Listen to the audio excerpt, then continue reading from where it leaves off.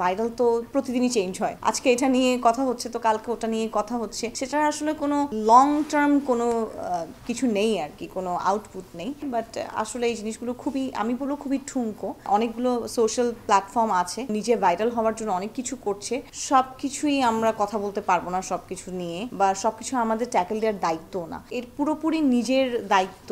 So আমি সব কিছু তো সবার সামনে আনি না, আমি ওই মানুষ না। তো কন্ট্রোভার্সি ক্রিয়েট করা এগুলো খুবই, মানে আমার কাছে খুবই কেমন যেন একটু অন্যরকম লাগে। হ্যাঁ, এটা মনে হয় যে ভাগ্যিস বেঁচে গেছি ইদানিং।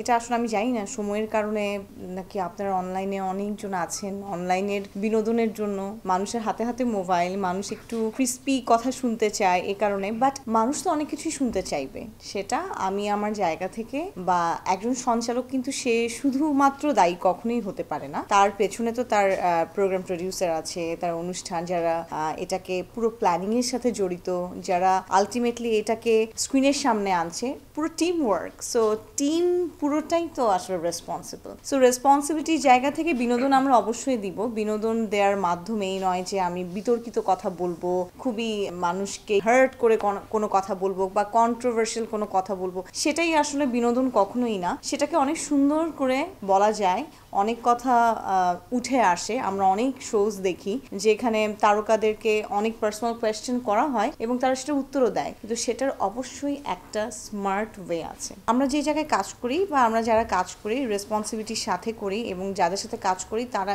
এই ধরনের কোনো কাজের সাথে জড়িত না, যে ভাইরাল হওয়া তাদের কখনোই উদ্দেশ্য না, বা এই ধরনের কন্ট্রোভার্সি ক্রিয়েট করা তাদের কোনো উদ্দেশ্য না।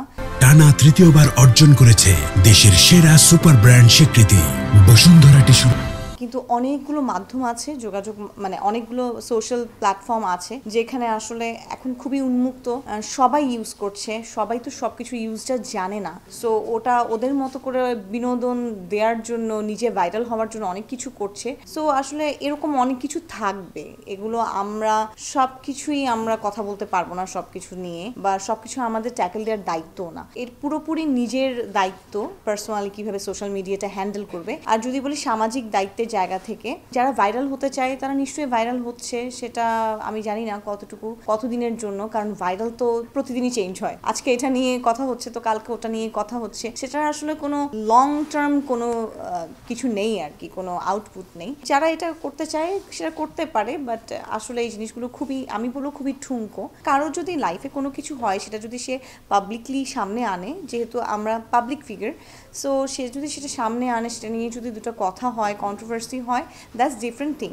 এখন আমি আমার জীবনে সব কিছু, আমার লাইফ, আমার পার্সোনাল লাইফ খুবই আলাদা, প্রফেশনাল লাইফ খুবই আলাদা। সো আমি সব কিছু তো সবার সামনে আনি না, আমি ওই মানুষ না।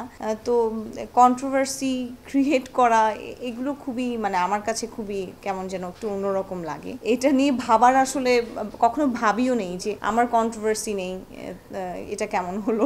হ্যাঁ, এটা মনে হয় যে ভাগ্যিস বেঁচে গেছি। এটা আসলে মানে কে কখন কি বলে, কি করে, কি নিয়ে কন্ট্রোভার্সি হয়, এটা আসলে আমার মনে হয় কেউ জানেই না, বুঝতেই পারে না কি বললো কি হলো।